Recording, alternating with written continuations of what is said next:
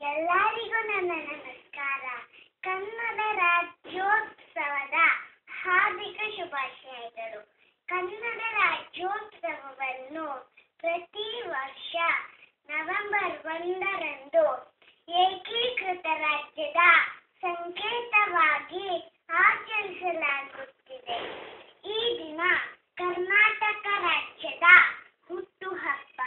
ಕನ್ನಡ ಭಾಷೆಯನ್ನು ಮಾತನಾಡುವ ಎಲ್ಲ ಜನರು ಒಂದೇ ರಾಜ್ಯವಾಗಿ ಒಗ್ಗೂಡಿದ ದಿನ.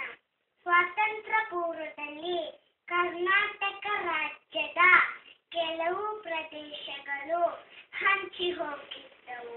ಕನ್ನಡದ ಕುಲ ಪುರೋಹಿತರಾದ ಆಲೂರು ವೆಂಕಟರಾವ್ ಅವರು ಕರ್ನಾಟಕ ಏಕೀಕರಣ ಚಳುವಳಿಯನ್ನು 1905ರಲ್ಲಿ ಪ್ರಾರಂಭಿಸಿದರು. 1956 ನವೆಂಬರ್ 1ರಂದು ಮೈಸೂರು ರಾಜ್ಯದ ಉದಯವಾಯಿತು.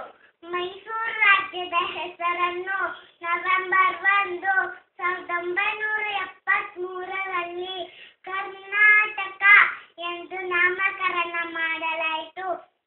ಕೆಂಪು ಮತ್ತು ಹಳದಿ ಬಣ್ಣದ ಕನ್ನಡದ ಬಾವುಟ ಹಾಗೂ ಜೈ ಭಾರತ ಜನನಿಯ ತನುಜಾತೆ ಕರ್ನಾಟಕ ರಾಜ್ಯದ ನಾಡಗೀತೆ.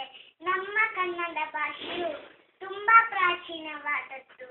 8 ಜ್ಞಾನಪೀಠ ಪ್ರಶಸ್ತಿಗಳು ಲಭಿಸಿರುವುದು ನಮ್ಮ ಕನ್ನಡ ಭಾಷೆಗೆ ಮಾತ್ರ. ನಾನು ಈ ಕನ್ನಡ ನಾಡಿನಲ್ಲಿ ಹುಟ್ಟಿರುವುದಕ್ಕೆ ತುಂಬಾ ಹೆಮ್ಮೆ ಪಡುತ್ತೇನೆ. ಜೈ ಹಿಂದ್, ಜೈ ಕರ್ನಾಟಕ ಮಾತೆ.